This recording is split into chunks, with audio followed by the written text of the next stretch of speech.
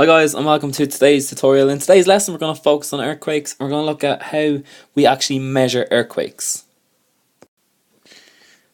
Okay, so we're going to look at how earthquakes are recorded and how they're actually measured. And the first thing we're going to look at is looking at a seismograph. So a seismograph. So a seismograph measures and records the earthquake, the seismic waves. And it does this by recording the motion of the ground during an earthquake. And once the seismograph records the earthquake, it records two main characteristics of the earthquake are measured. It looks at the magnitude and the intensity of the earthquakes. So when they actually get the measurements of the magnitude the magnitude of an earthquake, they get this from the seismographs, and what they actually use then is they use what's called as a Richter scale. So a Richter scale, and the Richter scale actually tells you what the magnitude of the earthquake is, how much energy was actually released at the focus. And it may indicate the amount of damage that may be caused. Now, one thing to note is the scale runs from 1 to 10, okay? And each unit is 10 times more powerful than the one before. So, example, if the earthquake was 6 on the Richter scale, so 6 on Richter scale, that means that an earthquake that is 7 on the Richter scale is actually 10 times. So the 6 on the Richter scale and another one is 7 on the Richter scale. It means it's 10 times more powerful, the 7 than the 6. So if the earthquake was recorded, it was 8 on the Richter scale.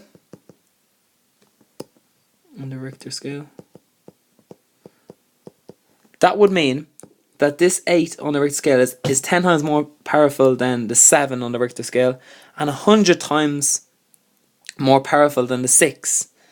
So, for example, if one was 9 on the Richter scale, then it would be 10 times more powerful than 8 on the Richter scale, 100 times more powerful than the 7 on the Richter scale, and 1,000 times more powerful than the 6 on the Richter scale.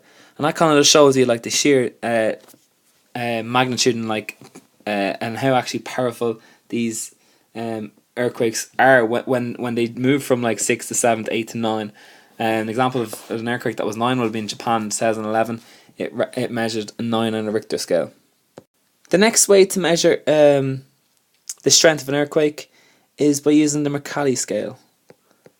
So the Macaulay Scale. And the Macaulay Scale is used it measures the strength of an earthquake by observing the amount of damage and destruction that was actually caused. And the scale goes from 1 to 12. 1 being very little and 12 being total destruction. So this scale is a little different than the Richter scale. The Richter scale is actually done in units, whereas the Macaulay Scale is just done by observation of how much destruction is actually caused by the earthquake. And 1 is very little and 12 is total destruction. One thing to note is that usually the Richter scale is known as the magnitude. It refers to, it can measure the magnitude of earthquakes. And the Macaulay Scale usually measures the intensity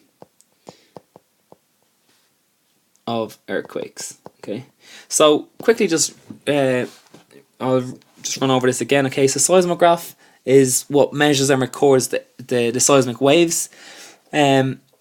And it uses the seismograph is an instrument that is used. And then what the seismograph actually records is it records the magnitude and the intensity.